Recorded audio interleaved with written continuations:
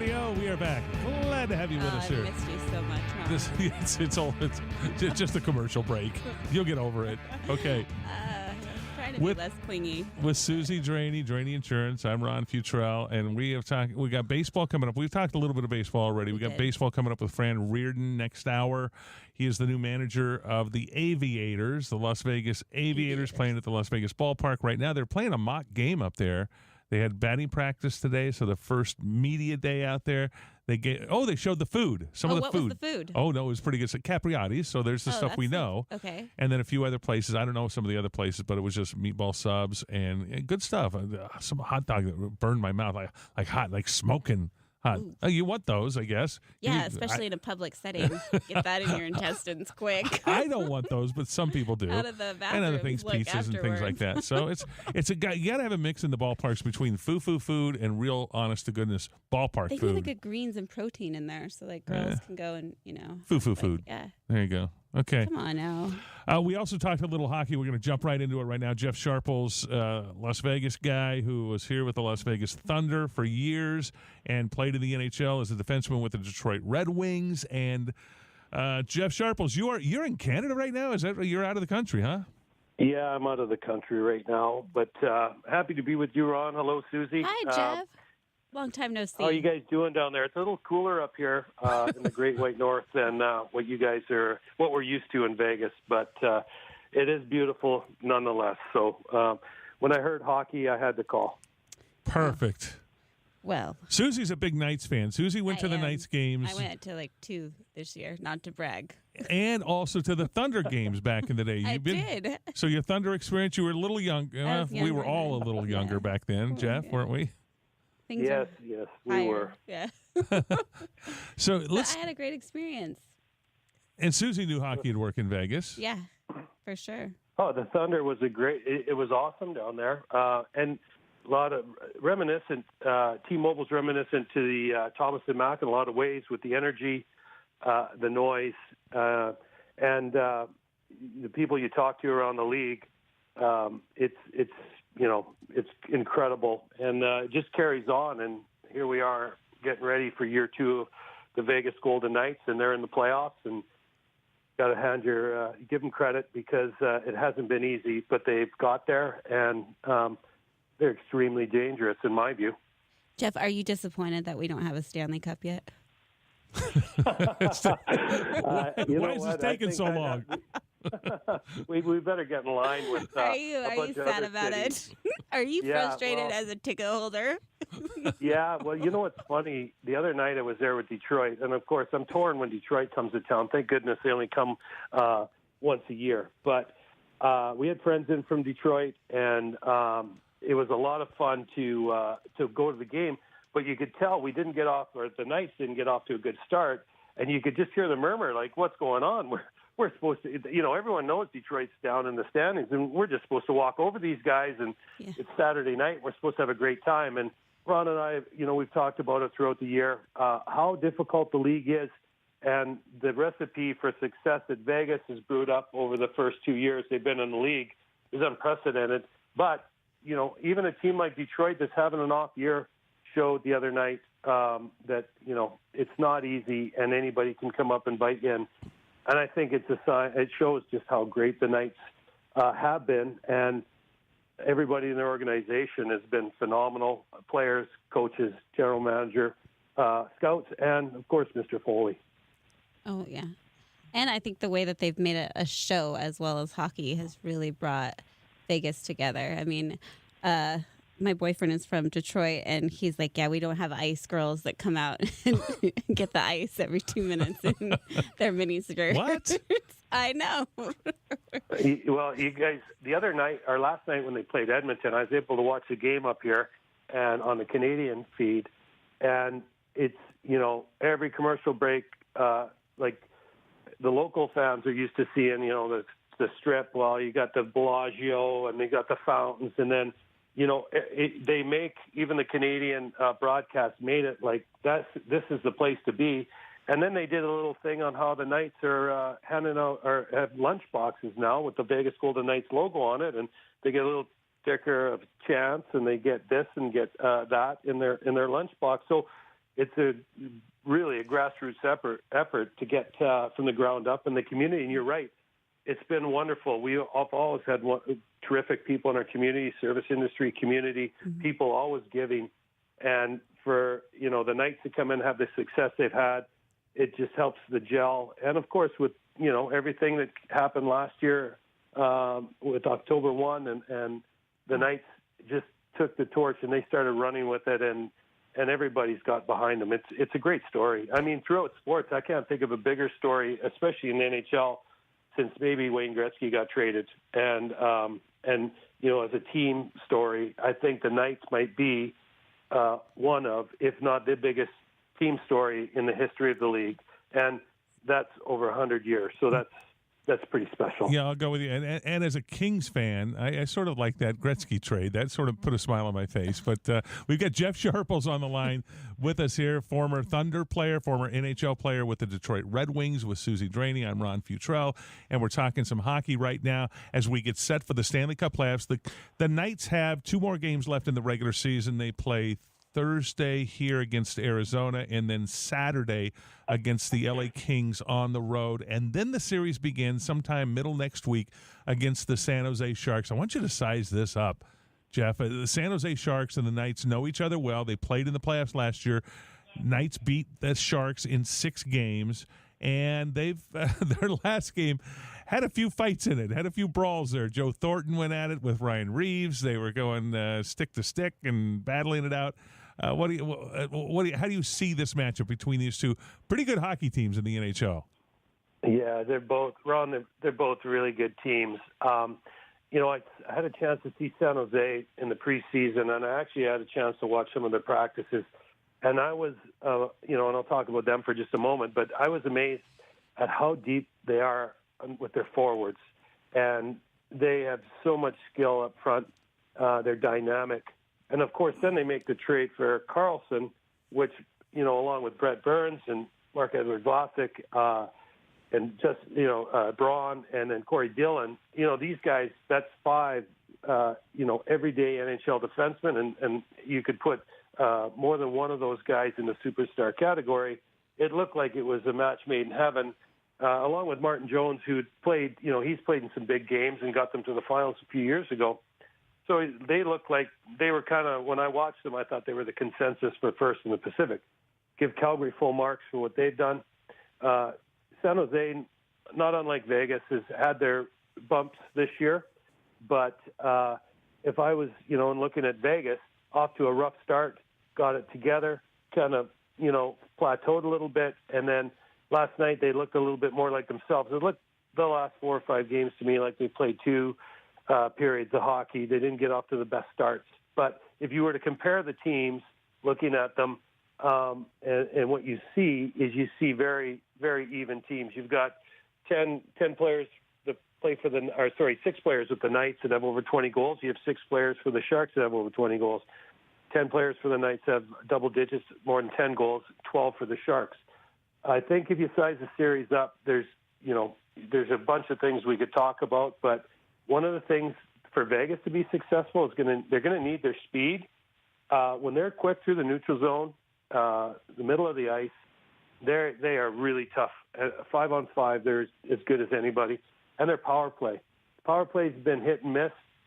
It's not so much the percentage, it's the timeliness of the goals. And, and then for San Jose, if Vegas is going to use speed on them, which I think they will, it's going to be really important for San Jose to capitalize on their power play. And then, the big one is San Jose, for them to have success in the series, their goalkeepers are going to have to step up because we'd expect Marc-Andre Fleury to be back. And he's been one of the top 1, 2, 3 goalies in the league this year. I mean, certainly top 5. I'd put him in the Vezina race, and I would say, he's right there with Vasilevsky. There's some other goalies that have had great years too, but that's the recipe: speed and power play, timely power play goals for Vegas, and then on the Sharks side, special teams, same thing, but they're going to need some stops and to get by Vegas. Well, and Fleury, and then now you've got that situation. Max Lagacé has been sent back to the Chicago Wolves. They didn't mention Fleury, but you got to assume that Fleury then is going to be activated. Whether he's going to be ready to play on Thursday night, don't know. It'd be nice to see if he can get a little bit of ice time just to start getting fresh again and see how things go. But you got to have Fleury. I'll say Fleury at 75% is going to be better than not having Fleury, but still you want to have your goalkeeper at 100% for the playoffs. Yeah, absolutely. And, if you look at the stats of these two teams, I mean, we're at 80 games. San Jose's in Vancouver tonight. Nights are off. But, the goal, shots against per game, everything. The only thing that kind of sticks out to me is the power play percentage is a little higher for San Jose than it is for Vegas. And, that's why I think if they can get the timely goal, that's going to be huge. But if you look at the goalkeeping, I mean, Fleury's a 91.5 saves percentage. Both the San Jose goalkeepers are under 90. Martin Jones straight up against Fleury, about a half a goal a game more that he's allowing. And the other thing is he's Marc-Andre Fleury. I mean, everyone in the league, knows this guy. He had 8 shutouts this year. He's second in the league.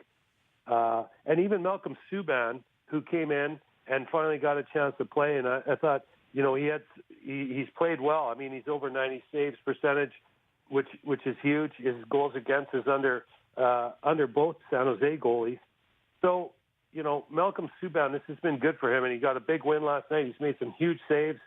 There was some rust at times with him, but that's to be expected. He's a young goalie, and so if it comes down to it, obviously you have to give the edge in goal to Vegas. That's not to say that Martin Jones isn't capable of playing very well, because he did play very well in T-Mobile earlier this year. But I would have to say, if you're going to give me a goalie in the Western Conference or in the league, I'll take Marc-Andre Fleury. Yeah, me too. He's the only one I know, but I'll take him. Yeah. Well, there's another one. There's a couple of them out east, and one's called Carey Price in Montreal, who, if Montreal happens to get into the playoffs, look out. He's capable of doing what Fleury did last year for the Knights. He's capable of doing that for the Canadians. Obviously, he's in the conversation with the top goalies in the league as well. But, I like Fleury and I think I like Fleury against just about anybody the Knights, if they should be so fortunate to keep moving forward, which we hope they do, match up against. And this is the 2 against the 3 matchup in the Pacific, which obviously it's going to be intriguing and a good matchup. In the East, it looks like there may be a 2 and 3 matchup between Boston and Toronto. And that one should be – those 2 teams should tear each other up. Oh, yeah. I mean, that's just going to be – That's the hope. And then that's the hope. Get here and they're just exhausted, and then we just take it home. There you go. Susie wants pieces left on the ice. It's amazing, those 2 teams. Everyone, you hear, up here, it's 24/7, since I've been back up in Canada, 24/7 hockey. Are they big hockey we do fans a lot in better Canada? about. Wait, Susie, hold on. You told Susie something she didn't know yet. What was your question? I said, are they big hockey fans in Canada? What? Yeah, just a little bit. That's, just a little bit. I mean, and the Leafs, along with all the other Canadian teams, there's a microscope on these guys all year, and they carry around the weight of expectation. And there's a lot of teams that look really tough, but Boston is going to be a handful for the Leafs. And my initial reaction to the way that series would play out would be, I would, give a nod to Boston. There's some things Toronto can do to kind of upset the apple cart with Boston, but Boston's physical. They've got good goaltending. They're not unlike Washington, and of course, all the Vegas Golden Knights fans, we're all familiar with Washington, and big, strong, physical, fast team with good goaltending. Probably Holtby's maybe a little stronger right now than Rask is up in Boston, but Rask has won a Stanley Cup, so it's just like Holtby has, so it's a toss-up there. Who on this team? We're talking to Jeff Sharples, former NHL player, also played with the Las Vegas Thunder here. LV Thunder. LV Thunder. That's she right. remembers the songs, and she was 10 years old at the time, Jeff. Okay, she 14. barely, 14, sorry. She looked 10. Thanks, Ron. She Thanks was for making me feel good. and trying to pick up on boys at the games at the Thomas and Mack. Okay, well, but it fun times certainly when the Thunder played here. On this team, let me ask you, with this Knights team, Jeff, who do you most enjoy watching on the ice? When you go to the games, it makes you smile and go, yeah. Yeah, well, okay. Everyone loves. I mean, I love watching Fleury. I knew he was good. I watched him a lot in Pittsburgh, but obviously when we're out west, we see the Western teams a lot more. They're in our, people are home from work, whatever. They get to see the Western teams. I never understood until I watched Fleury, and everyone loves him that knows him and says he's the nicest guy they've ever met. And even talking back to his junior coach, knew he was going to be something special. He's so competitive. It's incredible. I love watching him. If I was going to pick a couple people, I kind of go back and forth. Obviously, the whole Knights story is wonderful. Every one of those guys has brought something different. The coaching staff is so underrated with them.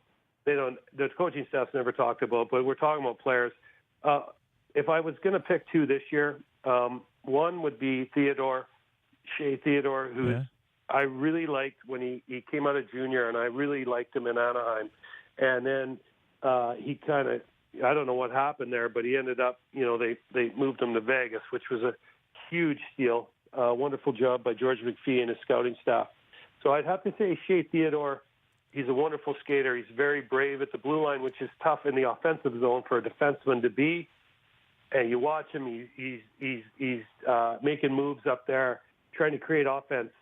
For the fan at home watching, when a defenseman in the offensive zone walks the blue line, he's got to have all kinds of courage to do that. So that's something I'd love to watch him grow as a player. I think he's only going to get better. And then up front, I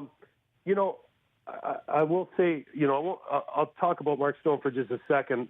Another guy, until you see this guy play in person, you have no idea how good he is. He is absolutely dynamic, phenomenal, and he's physical. He's a greasy player, and I would expect him to be really something for the Knights. But if I went up front with two guys that have been here all year, the fourth line's always great. But two guys, one of them was Tuck for the longest time.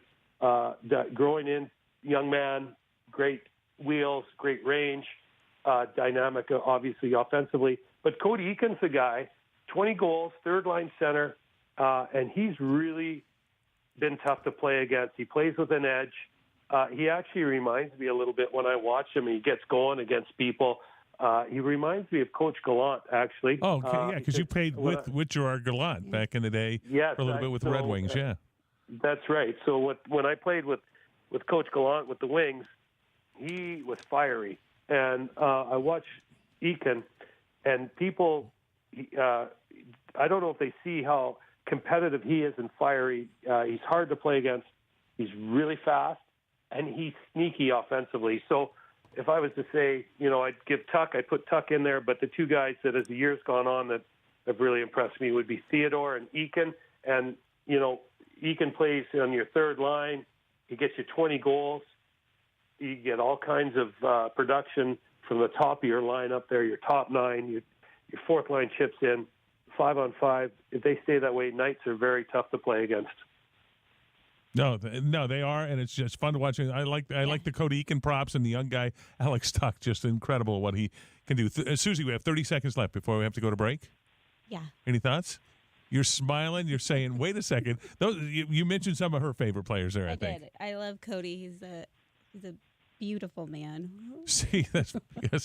I think he plays with a little bit of fire on his shoulder because he's got like fiery red hair, right? So that makes sense. Makes perfect sense. Jeff Sharples, former NHL player, Las Vegas Thunder player. Enjoy your time up in the Great White North. Jeff. Thank you, Susie. Thank you, Ron. All right, Jeff. Night. Thanks so much. Time for us to take a break. We're in here for Brian Shapiro tonight, Ron Futrell, Susie Draney, and we'll be back next half hour. We're going to talk with the new manager of the 51s. Is going to 51s. Come on now. This is going to be the Aviators. Come on now. The Aviators. We'll be doing them next hour. Plus, we'll take your phone calls. Stick with us. Our phone number is 702-257-KDWN 5396.